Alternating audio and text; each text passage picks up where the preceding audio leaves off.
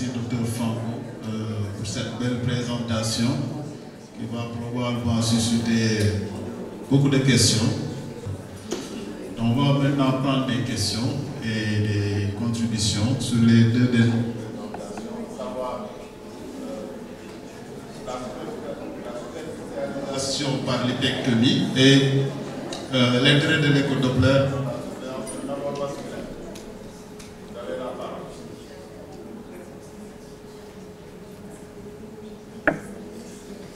Tout à l'heure, juste peut-être que vous avez recommandations, vous faites le niveau de preuve, juste avis d'expert. Absolument. Il n'y a pas de consensus là-dessus. Et l'éco-Doppler n'est pas, je dirais, retenu comme étant d'un niveau supérieur. Malgré tout, elle reste quand même une référence. Bah, c'est-à-dire que, si vous voulez, il y a des... On peut être jusqu'au boutiste et vouloir des abords qui sont très développés, ou il y en a qui se contentent d'abords moins développés. Et mon ami Alain Reynaud, qui était quand même un des maîtres de l'exploration de la fistule par angiographie et qui a été un des pionniers dans le traitement, dans l'angioplastie, il disait toujours, petite fistule, plus elle dégénère, plus le débit est élevé, plus il y a de complications anévrismales, plus il y a de problèmes. Et donc, quand on compare les critères des DOCI, de l'ancien DOCI, la règle des 3-6 et la règle de l'UAB, il n'y en a pas une, à mon avis, qui est meilleure que l'autre. Simplement, il y en a une qui est plus adaptée à certaines localisations. Si vous voulez, quand on avait la règle des 3-6, il était exceptionnel qu'une fistule qui avait ces critères de développement, lorsque c'est une fistule distale, ait des lésions sévères, très sévères. Par contre, quand c'est une fistule proximale, il était possible qu'il y ait des lésions. Il est possible qu'il y ait des lésions, mais ça ne veut pas dire qu'il fallait absolument les corriger. Parce que je ne vois pas pourquoi on aurait exigé qu'une fistule céphalique au coude ait un débit d'1 litre pour qu'elle soit jugée mature. Elle pouvait très bien fonctionner correctement, y compris avec une sténose juxtanastomotique, qui n'est pas une sténose hyper serrée, mais qui est une sténose qui protège justement d'un hyperdébit. Et moi, j'ai vu beaucoup de patients qui, à cause de ces critères, qui avaient une fistule qui était correctement développée, mais qui avait une sténose juxtanastomotique, qui protégeait d'un hyperdébit, qui ont été dilatés et qui l'ont développé, leur hyperdébit. Hein? Donc, il faut savoir ce qu'on veut. Je pense que les sténoses qui sont les plus empoisonnantes pour la vie de la fistule, ce n'est pas les sténoses juxtanastomotiques, une fois que la fistule est développée. Parce que 100% des patients, au bout de 2 ou 3 ans, ils ont une sténose juxtanastomotique. Hein, parce qu'elle s'est calcifiée, ils ont fait de la fibrose, etc. Ils ont une sténose, c'est pas pour ça qu'ils ont baissé leur débit. Mais ils ont une fistule qui marche bien. Et il ne faut pas traiter des images, c'est ça le problème. Et superficialisation, est-ce que c'est souvent la basilique où vous avez superficialisé d'autres fistules?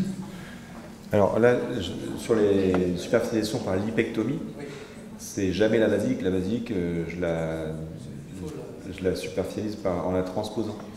Qu'est-ce que vous avez montré? Donc là, c'était une veine céphalique sur une fistule brachiocéphalique. On peut le faire aussi sur des radiocéphaliques à l'avant-bras. Parfois, le panicule est aussi épais que sur le... Docteur Escher, alors pour la superficialisation par lipectomie, est-ce que les incisions, vous focalisez sur les afférences ou bien vous faites des incisions, les afférences, vous les liez autrement? Non, je pars du début de la zone profonde jusqu'à la fin de la zone profonde. Et les incisions, j'essaye de les espacer le plus possible parce qu'elles entraînent une fibrose cicatricielle, mais pas trop pour pouvoir bien contrôler la dissection quand même.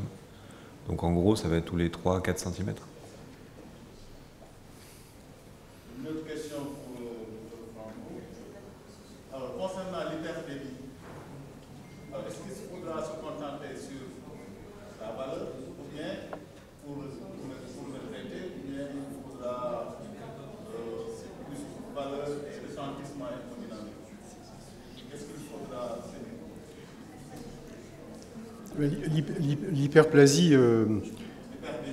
l'hyperplasie, moi, on a montré les critères de sténose significative.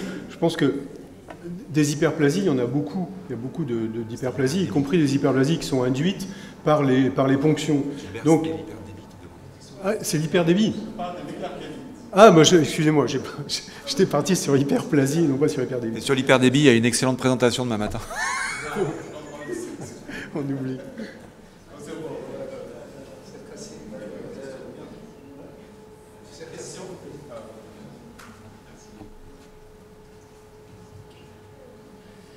Pour rester ultrason, et dans un but de démocratiser en fait l'exercice de dilatation et d'action sur les dysfonctionnements de phare, est-ce que vous avez de l'expérience sur l'interventionnel sous échographie, c'est-à-dire tout ce qui est thrombectomie, tout ce qui est plastie, dilatation sous écho?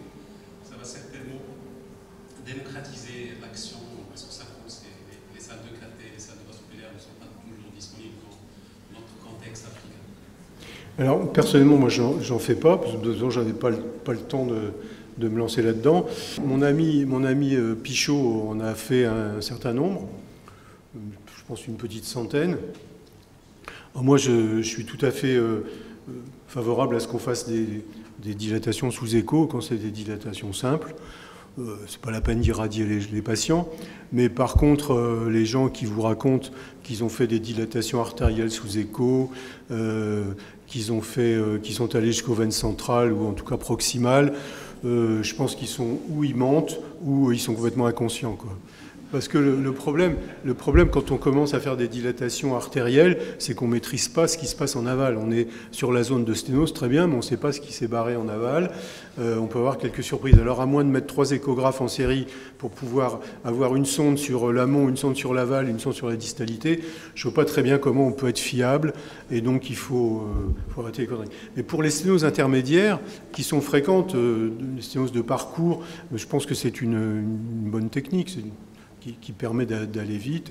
Et de plus en plus, il y a des radiologues qui utilisent pour contrôler ce qu'ils font, parce que finalement, ils passent aussi à côté de beaucoup de lésions hein, quand ils font des contrôles radiologiques. Moi, le nombre de dissections et de délacérations veineuses ou artérielles que j'ai vues et qui n'ont pas décrites, et qui n'ont pas vu, c'est énorme, alors qu'à l'écho, on les voit tout de suite.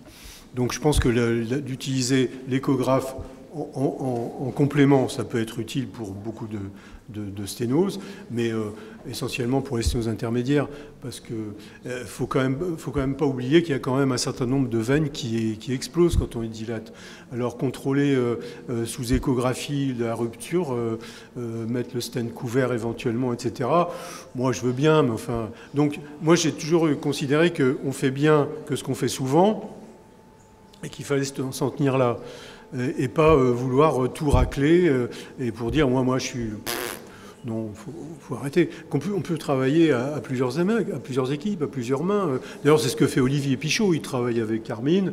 Bon, ils font ça à deux, le chirurgien plus l'échographiste en salle de radio ou en salle d'op. Ça marche très bien. Mais ils ne se lancent pas non plus dans des trucs trop compliqués.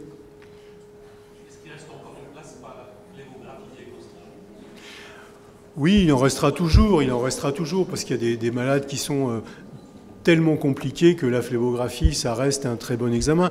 Mais je pense qu'il faut que ce soit précédé par un examen.